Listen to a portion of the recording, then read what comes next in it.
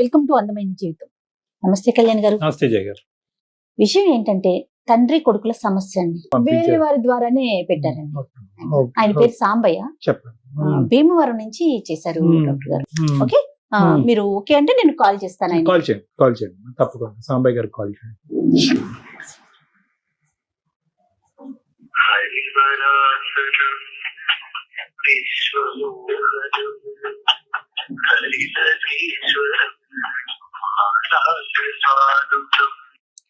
Hello, Sambaiah గారండి మాట్లాడేది? అవును మేడం. నమస్తే అండి. నమస్తే, నేను సుమన్ టీవీ అందమైన జీవితం ప్రోగ్రామ్ నుంచి కాల్ చేస్తున్నాను. నమస్తే అమ్మా. బాగున్నారమ్మా? బాగున్నానండి, మీరు బాగున్నారా? బాగున్నామ్మా. అయితే నేను బ్రీఫ్ గా చెప్పాను సమస్యని. డాక్టర్ గారు ఉన్నారు నాతో పాటు, డాక్టర్ కళ్యాణ్ చక్రవర్తి గారు. ఒక్కసారి మాట్లాడండి. నమస్తే సాంబయ్య గారు. ఎక్కడ, ఏ ఊరండి? మీ వయసు ఎంత? అయ్యా నాది భీమవరం అయ్యా. నా వయసు 60 సంవత్సరాలు అయ్యా. చెప్పండి, సమస్య ఏంటో చెప్పండి సాంబయ్య గారు. అయ్యా, నేను ఒక పేద రైతునయ్యా. నేను చిన్నప్పటి నుంచి కష్టపడి 8 ఎకరాల పొలాన్ని సంపాదించానయ్యా. నా కొడుకుని బాగా చదివించాలని, నేను పడ్డా కష్టం నా కొడుకు పడకూడదని నా కొడుకుని చదివించాను. నా కొడుకు ఫోన్ చేస్తే ఫోన్ ఎత్తడు. ఎక్కడుంటాడో ఏం చేస్తాడో తెలియదు. లేటుగా 5 సంవత్సరాలు అయిందయ్యా. హైదరాబాద్ వచ్చాడయ్యా. హైదరాబాద్ 5 సంవత్సరాలకి ఎప్పుడో ఒక్కసారి ఫోన్ చేస్తాడు. మాకు పండుగ ఎప్పుడు వస్తుంది అంటే మా అబ్బాయి ఫోన్ చేసేప్పుడే మా పండుగ వస్తుందయ్యా. ఏం చేస్తున్నాడో, ఎలా ఉన్నాడో ఏమీ తెలియదు. ఏం చేస్తున్నామంటే ఏదో చదువుతున్నాను అన్నాడయ్యా. ఇంజనీరింగ్ ఏదో చదువుతున్నానని చెప్పాడయ్యా. వారి కోసం వాళ్ళ అమ్మ దిగులు పెట్టుకొని మంతాన్ని పడిందయ్యా. మనసు ప్రశాంతత లేకుండా పోతుందయ్యా. ఈ వృద్ధాప్యంలో మాకు తోడుగా ఉండవలసిన నా కొడుకు చదువు అనుకుంటూ సిటీల్లో పట్టణాల్లో తిరుగుతున్నాడు. నేను ఇక్కడ ఉంటున్నానని చెప్పారయ్యా. నా పక్క రైతుని నా పరిస్థితిని అర్థం చేసుకుని మీకు కలిపాడయ్యా. వాడు బాగు గురించి మీరు కష్టపడతా ఉంటే, ఆ అబ్బాయి బాగు గురించి మీరు కష్టపడతా ఉంటే కనుక అసలు మీరెవరో అన్నట్టుగా చూస్తూ మిమ్మల్ని వెలివేయటం అనేటటువంటిది, మిమ్మల్ని పట్టించుకోకపోవటం అన్నది, మీ ఫోన్లు ఎత్తకపోవటం చాలా బాధాకరం. 2-3 ప్రశ్నలు సాంబయ్య గారు. ఈరోజు ఆ అబ్బాయి మరి ఫీజులు, ఆ అబ్బాయి భోజనాలు, వసతికి ఇవన్నీ ఎవరు సహాయపడుతున్నారు? మీరేనా? అవునండి అయ్యా. మరి 8 ఎకరాల పొలం, సంవత్సరానికి ఎకరం పొలం చొప్పున అమ్ముకుని 10 లక్షలు పంపిస్తా ఉంటే 10 లక్షలు ఏం చేస్తున్నాడో, ఏం చేస్తున్నాడో, దేనికి పెడుతున్నాడో కూడా చెప్పట్లేదయ్యా. మేము ఊరికి ఇలా డబ్బులు పంపించేటటువంటి పరిస్థితిలో లేము అనేది మీరు చెప్పుకోలేకపోతున్నారా? మీ అబ్బాయికి ఎందుకు అంత భయపడుతున్నారు? మేము గారాభంగా పిల్లల్ని గారాభంగా పెంచామయ్యా. అయ్యుండొచ్చు. నా కొడుకుని మోసం చేస్తాడా? నా కొడుకుని మనం నమ్ముతాంటదయ్యా. మోసం చేయటం అనే దానికంటే ఏమన్నా వేరే అలవాట్లు, వేరే ఇన్ఫ్లుయెన్స్ల వల్ల పక్కదో పట్టాడేమో అనేది తెలుసుకోవటం కూడా మీ బాధ్యతే కదండి. ఇప్పుడు తండ్రిగా ఇప్పుడు ఏంటంటే డబ్బులు ఇవ్వటం వరకే కాదు, ఆ డబ్బులు తెలిసి తెలియనటువంటి ఆ వయసులో ప్రపంచం అనేటటువంటిది సడన్ గా ఒకేసారి ఎక్కడో ఉన్నటువంటి అబ్బాయి ఈ రోజు హైదరాబాద్ లాంటి ప్రపంచం చూసినప్పుడు ఎటువైపు ఇన్ఫ్లుయెన్స్ అవుతున్నాడు, ఎటువైపు కొట్టుకుపోతున్నాడు అన్నది, ఆ డబ్బుల్ని విచ్చలవిడిగా ఖర్చు పెడుతున్నాడు అని తెలుసుకోవాలిగా మీరు. అతనే కాల్ కాదు, చదువుకోలేదు. వాడు ఏది చెప్తే అదే నమ్ముతాడు. అదే సాంబయ్య గారు, అదే ఆయన కాల్ చేస్తాడండి. బాబు కాల్ చేసి డబ్బులు అడుగుతాడా సాంబయ్య గారు? డబ్బులు ఫోన్ చేసి డబ్బులు అడుగుతాడమ్మా. డబ్బులు కట్టాలి, ఫీజులు కట్టాలి అడుగుతాడమ్మా. 10 లక్షలు పంపిస్తున్నానమ్మా. అలాగా ఖర్చులుండి పిల్లలు ప్రయోజకులు చేయాలి. 10 మంది లాగా నా కొడుకు హాయిగా ఉండాలని కోరికతో 15 లక్షలు పెట్టుబడి పెడుతున్నానమ్మా. నేను ఒక రోజు వాడు ఇచ్చిన అడ్రస్ పట్టుకొని హైదరాబాద్ వెళ్ళాను తల్లి. హైదరాబాద్ వెళ్ళి ఆ అడ్రస్ తో నేను మా పక్క రైతు వాళ్ళ అబ్బాయి వెళ్ళామమ్మా. చూడలేకపోయిందమ్మా. ఆ పరిస్థితి ఓరాది ఘోరంగా ఉందమ్మా. ఒంటి బట్టలు లేవు, ఇంటి నిండా మందు చేశాను. ఆ రూమ్ నిండా మందు బాటిల్ ఉన్నాయి సార్. ఒంటి మీద గుడ్డలు లేకుండా కనీసం గుహ లేకుండా పడుకొని ఉన్నాడండి. రాత్రి వాడు కనీసం తలుపు కూడా కనిపెట్టుకోకుండా పడుకున్నాడయ్యా. చచ్చిపోయాడేమో అని భయం వేసిందయ్యా. ఈ పిచ్చది వాటి మీద బెంగ పెట్టుకుని మంచాలు పడుందయ్యా. ఈ పరిస్థితి వాళ్ళ తల్లికి తెలిసి ఏమవుతుందో టెన్షన్ గా ఉంది, భయం వస్తుంది అయ్యా. ఈ పరిస్థితి నా పక్క రైతు ఊర్లో చెప్పేస్తే భయపడి వాడి కాళ్ళు వేళ్ళు పెట్టుకుని బెద్దలాడుకున్నాడయ్యా. వాడు తెచ్చిన డబ్బులు ఏమో ఇలా జలసాలకి ఖర్చు పెట్టి ఇలా అయిపోయాయ్యా. ఏది పద్ధతులు అయ్యా, ఏది చదువులు అయ్యాయి. ఏంటిది ఈ పరిస్థితి ఏంటి, ఈ వాలకం ఏంటి అని నిలదీస్తే కనుక దానికి సమాధానం ఏం చెప్పాడండి మీ అబ్బాయి? అప్పటికైనా అడుగుంటారుగా మీరు అదంతా చూసిన తర్వాత. పట్టణాల్లో ఇలానే ఉంటాయి, మీరు పల్లెటూరు వాళ్ళు మీకు ఏం తెలుస్తాయని ప్రశ్నిస్తున్నాడు. మీకే క్లాస్ పీకాడా? బెదిరిస్తున్నాడు, చచ్చిపోతానని బెదిరిస్తున్నాడు అయ్యా. వాడు కానీ ఒక కొడుకు, వాడికి ఏమైనా అయితే నేను తట్టుకోలేమయ్యా. ఆ ముసలిది వాడి కోసమే తగ్గించిపోతుంది అయ్యా. అతనితో ఏమన్నా మాట్లాడొచ్చా సాంబయ్య గారు? మేము అవకాశం ఉందా? ఉందమ్మా. మీ పక్కన ఎవరైనా ఉంటే బాబుతో మాట్లాడించే ప్రయత్నం చేస్తారా? మా వంతుగా ఒక్కసారి డాక్టర్ గారు మాట్లాడతారు. అలాగేనమ్మా, అలాగేనయ్యా. ఒకసారి కలుపు బాబు ఒకసారి అమ్మా, మా అబ్బాయి గారి ఫోన్ కలపండి ఒకసారి అమ్మ. ఇస్తున్నానమ్మా. మాటలు రావట్లేదమ్మా, కళ్ళలో నీళ్ళు వచ్చేసింది కళ్యాణ్ గారు. మీరు మాట్లాడే వ్యక్తి మీ కాల్ ని హోల్డ్ లో పెట్టారు, దయచేసి లైన్ లో వేచి ఉండండి. హలో సరే నాన్న, డాక్టర్ గారు లైన్ లో ఉన్నారు, ఒకసారి ఫోన్ మాట్లాడమ్మా. డాక్టర్ గారు సారీ నాన్న, నా పేరు డాక్టర్ కళ్యాణ్ చక్రవర్తి, నేను హైదరాబాద్ నుంచి మాట్లాడుతున్నా, సుమన్ టీవీ తరఫున. సార్ చెప్పండి సార్. మీ పేరు నాన్న? సూర్య అండి. సూర్య, ఏం లేదు, నాన్నగారు చాలా బాధపడుతూ అతను అసలు మాటలే లేకుండా, అంటే విపరీతమైనటువంటి భావోద్వేగాలు. సూర్య, మీరెందుకు వెళ్ళారు అక్కడికి? లేదు సూర్య, అంటే మేమే కాల్ చేస్తాం నాన్నగారికి. ఏమండి, దేనికోసం? అంటే ఒక చిన్న ఇష్యూ గురించి, అంటే వేరే రకంగా భావించి మాకండి. పెద్ద ఆయన చాలా బాధపడుతున్నారు, లైన్ లో కూడా ఉన్నారు కదా. తెలుసు మేడం, ఆయన పెద్ద ఆయన తెలుసు మేడం. ఇష్యూ ఏంటి చెప్పండి, మీరు ఎందుకు వెళ్ళారు? మేము వెళ్ళటం కాదండి, మేమే కాల్ చేసాం. మన షో నుంచి అందమైన జీవితం అనే ఒక ప్రోగ్రామ్ నుంచి నాన్నగారికి కాల్ చేసామండి. మీరు చేశారా? మేమే కాల్ చేసాం, నాన్నగారు అక్కడే ఊర్లోనే ఉన్నారు. ఒకసారి మీతో మాట్లాడదాము అని చెప్పి కాల్ చేసాము. దేని గురించి అండి? సూర్య, నాన్నగారు ఏమంటున్నారంటే అతను చాలా కష్టపడి ఒక నమ్మకంతో అల్లారు ముద్దుగా పెంచుకున్నటువంటి కొడుకు స్థిరపడాలి, మంచి దారిలో నడవాలి అని చెప్పి అతనికి ఉన్నటువంటి ఎకరం భూమి అమ్ముకుని డబ్బులు పంపించి మిమ్మల్ని చదవటానికి ప్రయత్నం చేస్తుంటే, మీరేంటంటే ఆ ఇంటి వైపు చూడకుండా, ఇల్లు గురించి పట్టించుకోకుండా వేరే అలవాట్లలో లేనివయ్యి పక్కదో పట్టి చదువుని నెగ్లెక్ట్ చేశారన్నది నాన్నగారి ఆలోచన. అది చెప్తున్నారు, అంటే దాని గురించి మీరేమంటారు? అమ్మ కూడా మీకోసం చూస్తా ఉందంట సూర్య.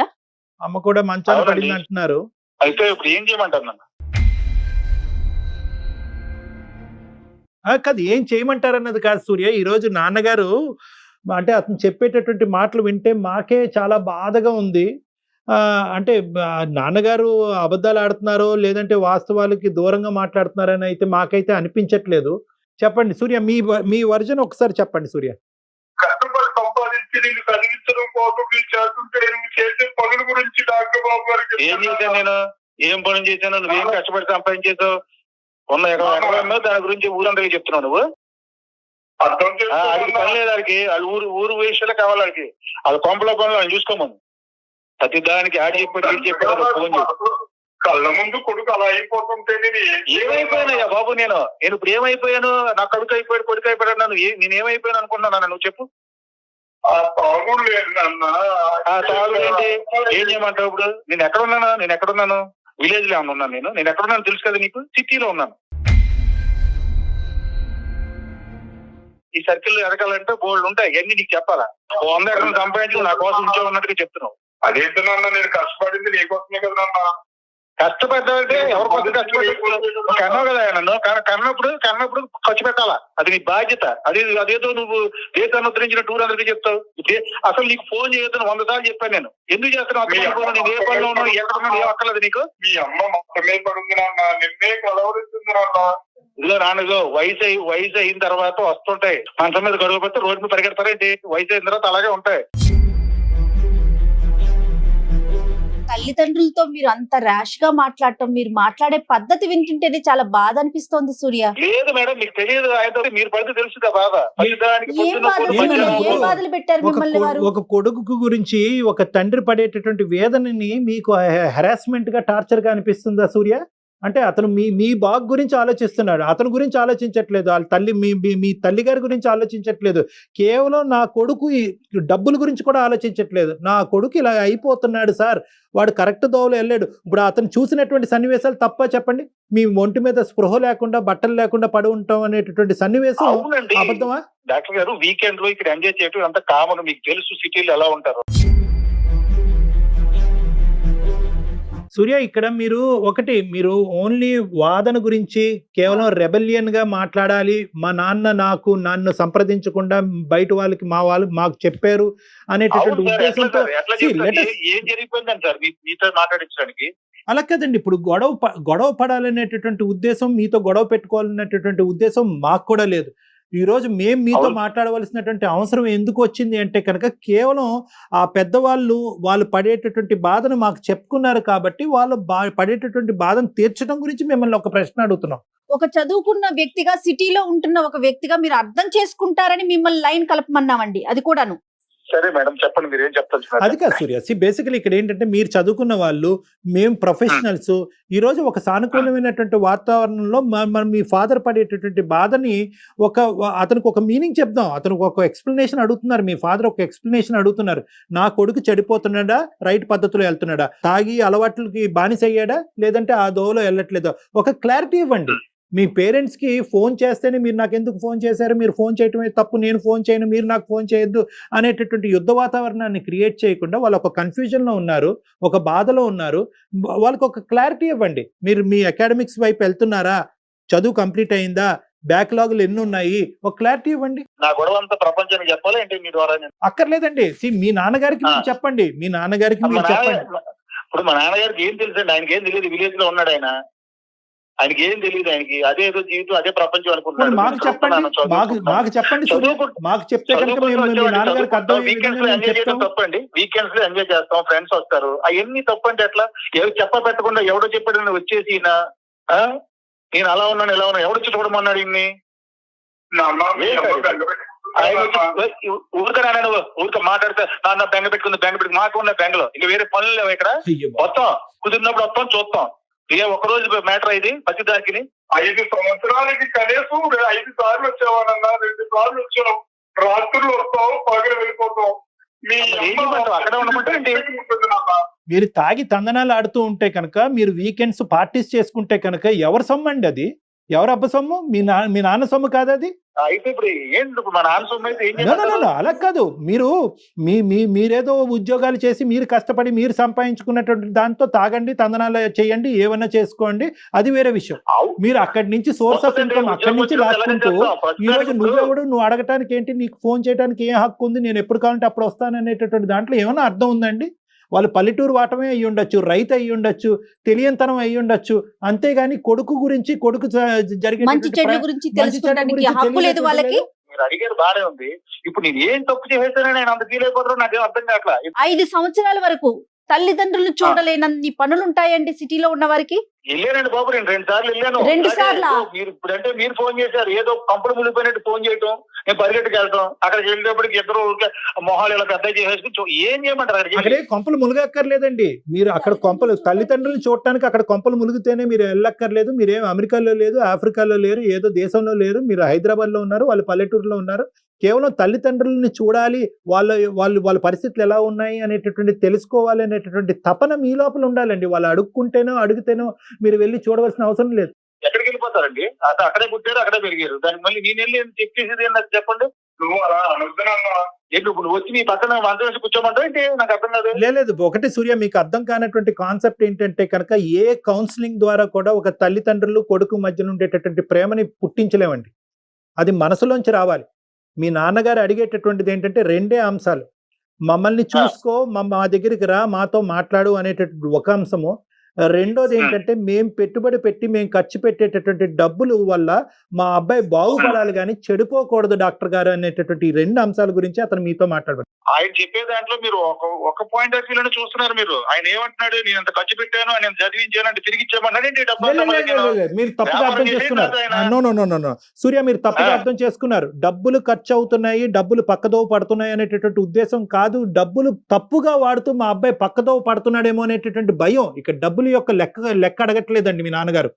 డబ్బుల యొక్క లెక్క అడగట్లేదు. మీరు సరైనటువంటి మార్గంలో వెళ్తున్నారా లేదా, లేదంటే ఉండేటటువంటి డబ్బుల్ని వెచ్చలవిడిగా ఖర్చు పెడుతూ ఏమైనా తాగుడికి ఇలాంటి వాటికి బానిస అయ్యాడా అనేటటువంటి క్లారిటీ కన్ఫ్యూజన్ గురించి అడుగుతున్నారండి అతను. నేనే బానిస అయిపోలేదండి. నా సర్కిల్ ఉన్నారు, నా ఫ్రెండ్స్ ఉన్నారు. నేను ఆ సర్కిల్ లో తిరగాలంటే కొన్ని ఉన్నాయి, కొన్ని అలవాట్లు ఉంటాయి, అవి మెయింటైన్ చేయాలి. సిటీలో ఉన్నవాడికి తెలుస్తాయి, మీకు తెలియకపోవడం అని నాకు అర్థం కావట్లేదు. ఏ సిటీలో ఉన్నంత మాత్రాన అలవాట్లు ఫ్రెండ్షిప్లు మెయింటైన్ చేయవలసినటువంటి అవసరం లేదండి. చదువు అనేటటువంటిది ఫస్ట్ ఇంపార్టెంట్. చదువు కెరియర్ అనేటటువంటి ఫస్ట్ ఇంపార్టెంట్ అండి. వీకెండ్ లో ఇవన్నీ చేసేది రోజు అదే పనులే ఉండవండి. ఆయన వచ్చాడు ఆ రోజు అనుకోకుండానే, ఆడెవడో తీసుకొచ్చాడు మా ఊరు నుంచి, ఆడు కూడా వచ్చేసాడు. వచ్చేది చూసేసి ఇదైపోతాడు. వ్యవహారం అంతా అది కాదు సూర్య గారు. ఇలా అందరికి ఫోన్ చేసి సూర్యంతో చెప్తే బాగుపడిపోతారండి. ఇప్పుడు వాళ్ళు అడగాల, మీ బాగోగు గురించి తెలుసుకోవాలా, లేదంటే మీరు చచ్చిపోతారని భయపడాలా? మీకు ఆయన చెప్పేది ఏంటంటే ఇక్కడ పరిస్థితులు తెలుసు కదండి. ఇక్కడ సర్కిల్ వ్యవహారం ఉంటది, దాని తగ్గట్టుగా నేను కొన్ని నడుచుకోవాలి. అన్ని ఈయనకి చెప్పి ఈయన చెప్పినట్టు నడుచుకోవాలి. నేను మీరు ఏం చేయడానికి వచ్చారు సిటీకి? చదువుకోవడానికి వచ్చారండి. ఫ్రెండ్స్ ఉండాలండి. చదువు ఎంతవరకు ప్రయాణం జరిగిందండి? ఓకే, మీ సర్కిల్, మీ వీకెండ్ పార్టీస్, మీ స్నేహాలు, జల్సాలు ఓకే, అవి తప్పదు అని అంటున్నారు. ఆ సిటీలో అందరూ అనిపించాలంటున్నారు. మరి మేము కూడా సిటీలోనే ఉన్నాం, మేము కూడా చాలా మందిని చూస్తున్నాం. అవి ఏమీ లేకుండా హ్యాపీగా చదువుకుంటున్నారు. బ్యాక్లాగులు లేకుండా, ఏ ఫెయిలియర్స్ లేకుండా చదువు స్మూత్ గా నడుస్తుందా? అందరూ తెలివైన వాళ్ళు ఉంటారండి. ఉంటే ఇప్పుడు క్లియర్ చేస్తాం. ఇప్పుడు మీరు అడిగిన క్లియర్ చేసేస్తాం ఏంటి? అలా కదండి. లేకుండా ఉంటే ఎట్లా ఉంటారు? లేకుండా ఎవరైనా చదివేస్తున్నారు సార్? ఎవరు ఉండరా? మీకంటూ ఒక గోల్ ఉండాలి కదా. మీకంటూ ఒక గోల్ ఉండాలి, మీకంటూ ఒక సెల్ఫ్ కంట్రోల్ ఉంది అనేటటువంటి నమ్మకాన్ని మీ పేరెంట్స్ కి ఇవ్వండి. మా తరపున మీ పేరెంట్స్ కి ఇవ్వండి. ఆ కంట్రోల్ నాకుంది, నా గోల్ నాకుంది, నేనేంటో నాకు తెలుసు, నేను ఏం చేయాలో నాకు తెలుసు. ఇంకొక చెప్పించుకునే పరిస్థితిలో నేను లేను. మీరు అడిగారు కాబట్టి రెస్పెక్టబుల్ గా చెప్పాను అంతే. ఆయన ఏదో చెప్పాడని అది పట్టుకుని వచ్చి మీరు మాట్లాడటం, ఆయన ఏమో రానా అంటే ఏంటారు ఇది? మీకు పడితే తెలుస్తుంది నా బాధ. వెళ్ళి కూర్చుని ఏం చేయమంటారు? కూర్చున్నాడా? ఆయన చెప్పేదంతా ఎట్లా కూర్చోమంటారంటే అదేనా మా జీవితం? అక్కడ ఎవరు కూర్చోమనట్లేదు సూర్య, అక్కడ ఎవరు కూర్చోమనట్లేదు. మీ బిజీ స్కెడ్యూల్లో, మీకుండేటటువంటి బిజీ స్కెడ్యూల్లో కొంత టైము మీ తల్లిదండ్రులతో మాట్లాడటానికి వెచ్చించండి. మీకు అవకాశం ఉన్నప్పుడు మీ ఊరు వెళ్ళండి అనేటటువంటి 2 మాటలే మేము చెప్తున్నాం. నెంబర్ 1. నెంబర్ 2 ఏంటంటే ఆనవాయితీలు, పద్ధతులు సిటీలో ఇలాగే ఉంటుంది అనేటటువంటి ఒక కొత్త చిత్రాన్ని చూపెట్టకండి. అవి లేకుండా కూడా మనుషులు బతుకుతున్నారు, అవి లేకుండా కూడా చదువుతున్నారు. మీ చదువు అనేటటువంటి ప్రయారిటీ. ఈ 2 అంశాలండి, ఈ 2 అంశాలు. మీరు మాతో మాట్లాడవలసినటువంటి అవసరం లేదు అని మీకు అనిపించవచ్చు, కానీ ఈ రోజు ఏంటంటే ఆ పెద్ద ఆయన పడేటటువంటి బాధని అట్లీస్ట్ మా వర్షన్ ద్వారా మీకు చేకూర్చాలనేటటువంటి ప్రయత్నంలోనే సుమన్ టీవీ మీ ద్వారా మేము మాట్లాడుతున్నారనే విషయాన్న మీకు చేరవేద్దాం అనుకుంటున్నాం. కానీ అసలు మీ మాట తీరు చూస్తా ఉంటుంటే చాలా బాధగా ఉంది సూర్య గారు. వితండవాదం అంటారండి, దానికి సమాధానం చెప్పలేరు ఎవరు కూడాను. ఈ సమాజంలో ప్రేమ అన్నది ఇంకా చచ్చిపోలేదండి. ఆ తల్లిదండ్రులు వాళ్ళ ప్రేమతో వాళ్ళు పడేటటువంటి ప్రేమని మీ దగ్గర నుంచి వాళ్ళు అడుక్కుంటున్నారు. ప్రేమ ఎక్కువైపోతే వాళ్ళ ప్రేమతో చావమనండి. ఎవరికి కావాలి? ఏంటి సూర్య ఈ మాట్లాడతారు సార్? సారీ సూర్య, వాళ్ళ ప్రేమ నాకు అవసరం లేదు, వాళ్ళ ఎమోషన్స్ నాకు అవసరం లేదండి. నా డబ్బులు నేను సంపాదించుకుంటాను, నేను సంపాదించుకున్న డబ్బుల ద్వారా నేను చదువుకుంటాను, నా జల్సాలు కొనసాగిస్తానని చెప్పండి. ఆ మాట అనరే? ఎండలో కష్టపడి నా కొడుకు ఎక్కడ ఎండలో ఇబ్బంది పడతాడు. సాంబయ్య గారు మీ పడేటటువంటి బాధకి, వేదనకి కొండలు కరుగుతాయేమో గానీ మీ కొడుకు కరగట్లేదు. వేస్ట్. బాధ నాకు 100 పనులు ఉన్నాయి సార్. ఇది అవసరం. ఇప్పుడు తెవలదండి. ఆయన అలా చెప్తానే ఉంటాడు. ఏమండి, మేమే పని లేకున్నాం సూర్య గారు. ఇలా మాట్లాడటం పద్ధతి కాదు. ఇప్పుడు దాకా మీరు డాక్టర్ గారు మాట్లాడుతున్నారని రెస్పెక్ట్ తో మీకు సమాధానం చెప్తూ వచ్చాను. సమాధానం చెప్పాల్సిన అవసరం నాకు లేదు. ఆయన అలాగే చెప్తాడు. ఆయన సంగతి నేను చూసుకుంటానండి. ఈ విషయాల గురించి మీరు దయచేసి కలవ చేసుకోవద్దు, దాన్ని మీరు తప్పుగా అనుకోవద్దు. నేను ఫోన్ కట్ చేస్తానండి. దాని నువ్వు ఇంకొకసారి ఎప్పుడు ఇలాంటి పని చేస్తాడు నీకు మర్యాద ఉండదు చెప్తున్నాను. సాంబయ్య గారు ఫోన్ కట్ చేయండి. చిన్నప్పటి నుంచి కని పెంచి పెద్ద చేసి చదువుకోవటానికి ఉన్న పొలాన్ని కూడా అమ్ముకొని పంపిస్తా ఉంటే డబ్బులు కావాలట, తల్లిదండ్రులు వద్దంట, అసలు అంటే ఆ అబ్బాయి మాట్లాడిన మాటలు వింటుంటే నా ఏం కొడుకు మాటలతో సహా చచ్చిపోయానమ్మా. ఈ మాటలు అవసరం వింటుంటే గుండాకు చచ్చిపోద్దమ్మా. కొడుకును కలవరిస్తూ కుమిడిపోతూ ఉందమ్మా. ఇటువంటి కొడుకులు అవసరమా తల్లి? నో సాంబయ్య గారు, సాంబయ్య గారు మీ అబ్బాయి బహుశా అలవాట్లకు బానిసయ్యి వాటి యొక్క ఇన్ఫ్లుయెన్స్ వల్ల అలా మాట్లాడుతున్నాడు అనేది ఒక సైకాట్రిస్ట్ గా నాకు గాఢమైనటువంటి నమ్మకం. మీ అబ్బాయి మాట్లాడుతుంది మీ అబ్బాయి కాదు, ఆ వెనకాతలు ఉండేటటువంటి మత్తు. సో నేనేమంటానంటే నా కొడుకు పోయాడు, నా కొడుకు ఇంక లేడు అనేటటువంటి కంక్లూజన్కి మీరు రావద్దు. ఎందుకంటే ఆ కంక్లూజన్తో మీరు బ్రతికి బయట పడలేరు. ఎందుకంటే జీవితం సర్వస్వం అంతా కూడా అతనే అనుకుంటూ ఇంతకాలం మీరు బతుకుతున్నారు. మీరేం చేయాలి అంటే కనుక మీ అబ్బాయిని నేను ఇక్కడ వదిలిపెట్టేది లేదు, మీ అబ్బాయి యొక్క నెంబర్ నాకు ఇవ్వండి.